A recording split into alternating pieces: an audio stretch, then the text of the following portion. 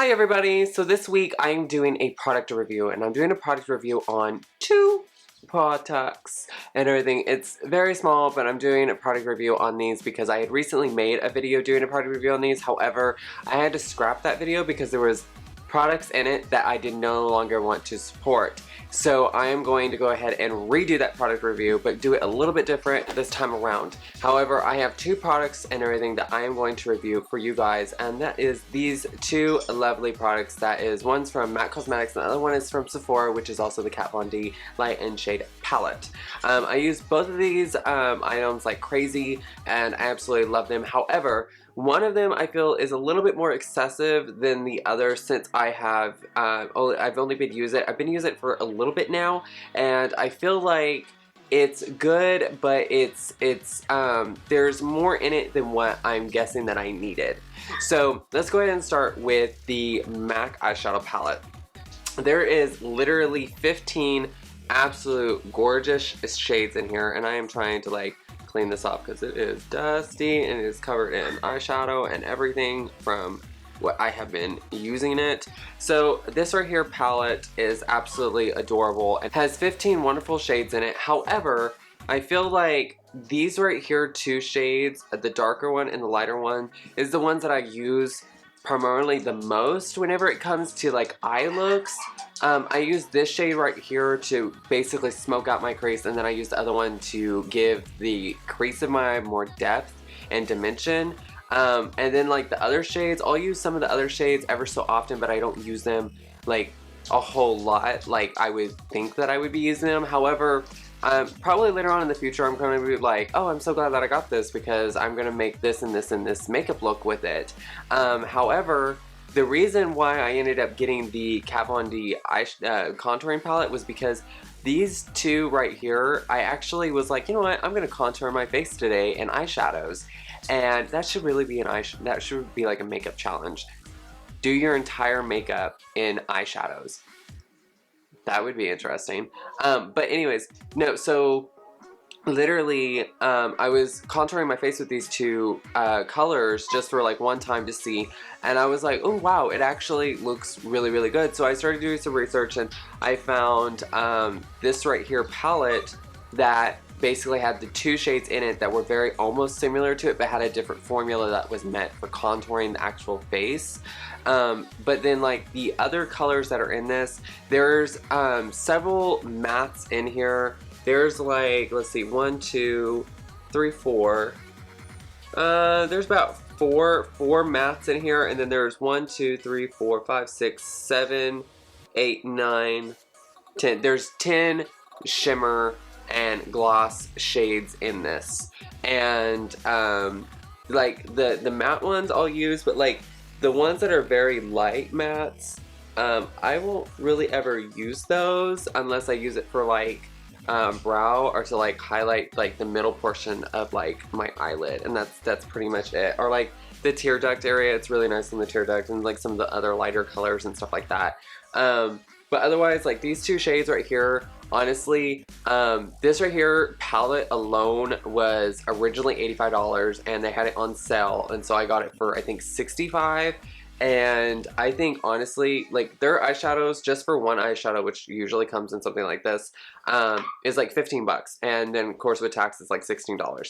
And so I honestly would say, like, just if those right there were the main two, just get those two and that's it. Not like get all the other ones, but unless you're like a big makeup guru and everything like myself, and you want to like do multiple looks, then I say go for it. Otherwise, for this, it's a little excessive, because like after a while I was just all like, I'm not using these other shades, but it's okay. Okay, so let's go ahead and move on from the MAC eyeshadow palette to the Kat Von D contouring light and shade palette. When I had gotten this at Sephora, it wasn't on sale or anything. It was like $46 and something, and of course I paid for it online, so it costed way more because I had to pay shipping and like da da da blah blah blah and all that stuff. But like I went ahead and I got this, and I was just all like, huh, it has literally 6 shades in it, and I'm like literally only using the bottom ones. The one thing that I love about this palette is because the pan sizes are so huge, and it also has multiple shades in it.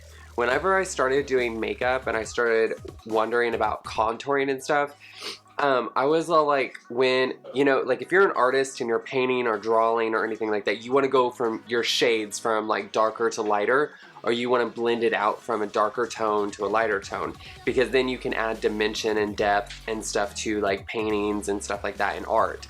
However, for me, whenever it comes to makeup, like I like to do a lot of like the transformation and like the gender swap stuff, because I'm like also a drag entertainer, so female impersonation and male impersonation is definitely one of those things where it's like you have to know your light and shades and your contouring and the dimension and shapes of a face in order to change it and mold it to what you need it to. Well, when I had seen this, I was just like, oh, okay, so you have your highlighting powders, and sometimes like I'll use the highlighting powder for like underneath my eyes, but since I've gotten the Kat Von D the Lock-It Concealer, yeah, I was like, I went ahead and got this, and this is in the shade Natural, and I've been using it for a little bit, and honestly, I really do like it. It's very thick though. It's very thick, but like if you blend it out with like a wet beauty blender, it's totally worth it. But as far as this goes, from the darkest tone over to the medium tone to the lightest tone, I usually start from light all the way down to dark. So I start with my lightest tone up higher and then work my way down a little bit lower to add dimension. And I usually just use the same brush, but I use different pressures with the brush to grab a little bit less product as I go darker, so that way I'm not adding too much and blurring out the rest of what I've already done.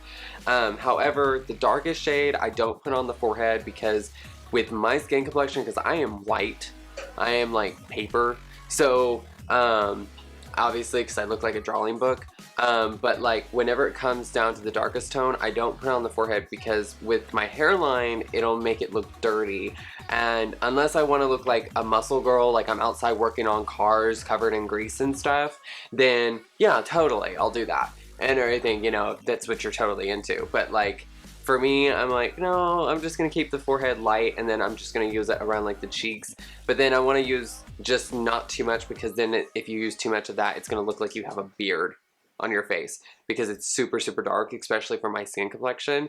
So I just want to keep like, but otherwise, this right here I feel like is completely worth it, to be honest with you. When I was in Dallas, Texas, there was, I think, 3 to 4 other entertainers that was using this palette, and I was already doing research on it at the time, and I haven't even purchased it. And that was actually the night that I decided to use my MAC palette as my contouring, and I seen that like 3 or 4 other entertainers were using this to contour with, and I was all like, I need to look into that, because I was looking at how they were doing their makeup, and then I was looking, because the contouring that I was using at the time was by Hollywood La Femme, and you can buy it at like A1 Beauty Supply. It's like a wig store here in Oklahoma, and it has like a burgundy red undertone, which is totally not cute, because after wearing it and like seeing it on the face, you look sunburnt. You look like you've been like out in the sun roasting like a lobster for like 48 hours. That's if the sun actually stayed up that long.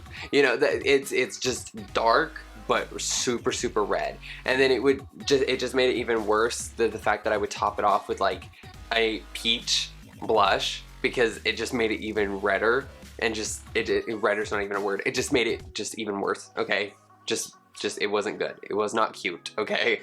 So this right here, I would say, is definitely worth it. The link for both of these products will be down in the description. If there's anything that you would like me to review at Sephora or at MAC or any other stores, it could be drugstore, it can be online, it can be anywhere.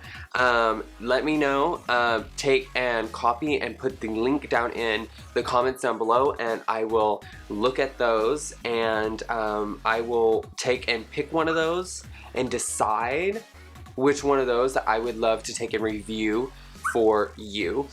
So this video, by the way, is not sponsored at all. This video is completely me telling you the absolute truth and everything, and I love MAC. MAC is one of my favorite things, so to sit there and say, honestly, if I were you, just get just get those two shades. And unless you actually plan on doing something, because really honestly there's not really a whole lot you can do with this palette except for do like different colored tones, and that's about it. Otherwise these two shades are like my main go-tos. So otherwise I love you guys, and I will see you guys in the next video. Bye.